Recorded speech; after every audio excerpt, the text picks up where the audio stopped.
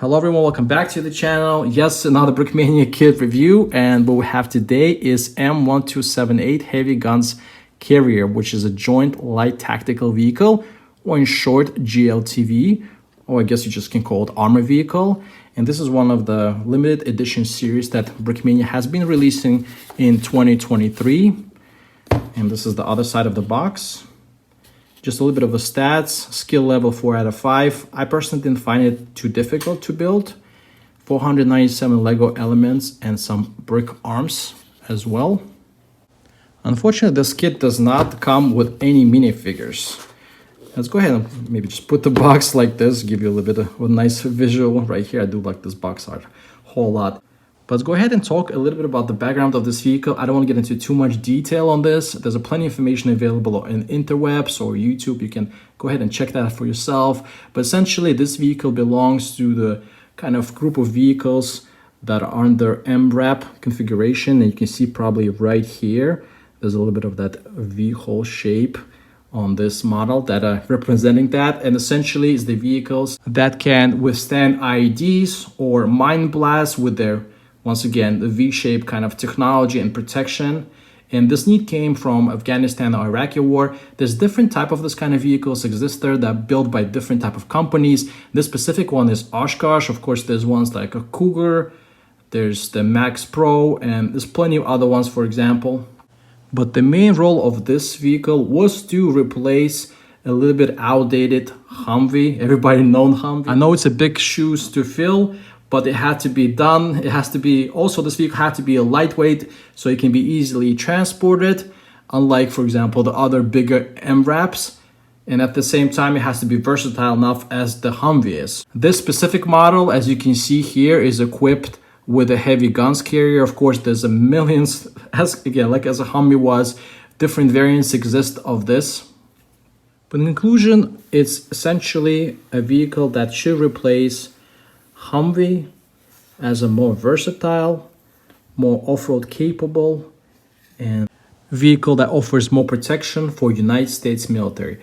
But let's go ahead, without further ado, look at actual build in more detail. Now, having the background covered, let's go ahead and move this box out of the way so maybe you can see a little bit better and give it a little bit of a zoom to see all the print work that's been done on this vehicle. And I think it looks pretty amazing.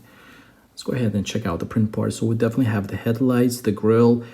This one actually also comes that I didn't apply with a rope and a hook. So then you technically get this tow cable. Just kind of didn't feel like doing it. There's a little print work here. There's a bunch of antennas on this vehicle. So we have antennas on both sides. Antennas in the back as well. I don't know what exactly they are. Probably some kind of communication antennas. The back lights are also printed, which is very nice attention to detail. And we have those armored doors. Those done very nicely, as you can see. And there's also a little bit of this grille. I don't know what this is, maybe some kind of ventilation. That's also printed. And then also on this side, same thing. Windshield is also nicely printed. Let's go ahead and pop the doors open, because you can do that as well here. And you can fit, as you can see, a minifig on the inside. I don't think you can fit one in the back because, I mean, especially if you have a helmet or whatnot. But then the front, there's definitely no issues at all. Let's go ahead and open this side as well so you can check it.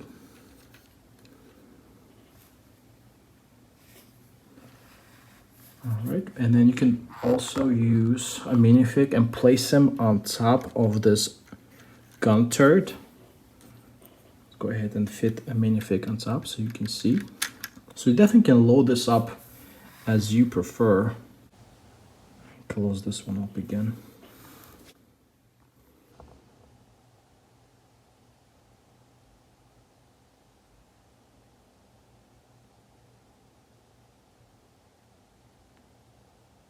So one issue really that I have, so with this build, I'll go ahead and show you this.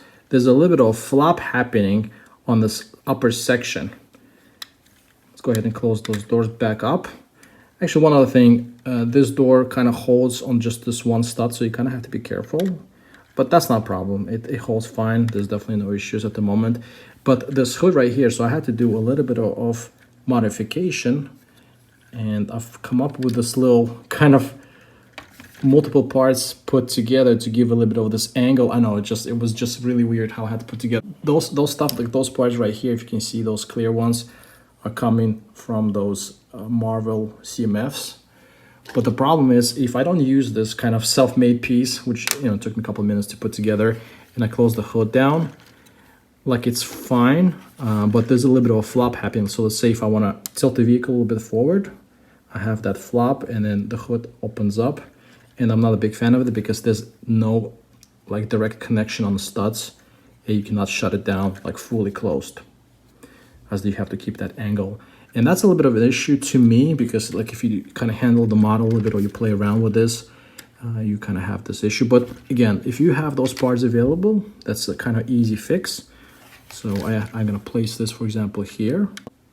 So once I have this placed here, go ahead and kind of lock this up here with this one stud right here. I don't know if you can see it. So it's connected now to the hood section, and it kind of still keeps this angle, so it doesn't change the build itself.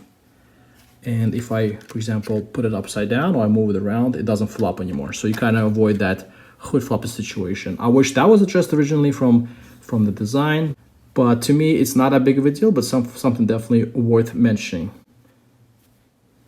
Also, one other thing not to forget about this build, there's definitely a very nice technique used for simulated suspension build. As a real vehicle is also, you probably can check, put the pictures up here. You can see it uses hydraulic suspension, so you actually can lower the vehicle down in case it needs to be transported or stationed somewhere. And of course, you can lift the vehicle up as well. I'm talking about the real life vehicle, for it to be like very off-road capable. So yeah, so definitely Brickmania did a good job trying to replicate that suspension work on this as well.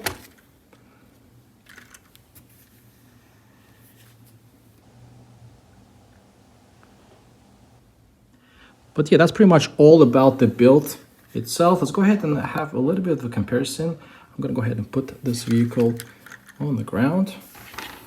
So let's go ahead and actually compare it to the thing that it's supposed to replace, which is a Humvee. So we have a vehicle right here, JLTV, and we have a Humvee right over here. So you actually can see the size comparison between both of them. And Humvee definitely looks a lot smaller comparing to the JLTV. Let's go ahead and add Abrams tank for the comparison purposes as well. Let's go ahead and do a little bit of comparison of JLTV versus Abrams. And this is what it looks like. JLTV is actually a little bit higher.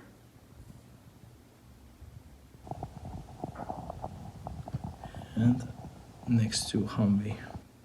I know Brickmania has also released similar kit, which is MATV, another MRAP, but this one I don't have. Maybe one day. Let's go ahead and place the minifig so you can see how the minifig looks like next to the vehicle. And then we have a small ATV as well. So here we go. So ATV, Abrams. And also I have it next to the Humvee. I can show you how Humvee, for example, dealt with this issue of flopping hood. So you see right here, there's supposed to be like a little bit of a pipe kind of sticking out, so that, the engine doesn't get flooded if it goes into like deep waters and stuff.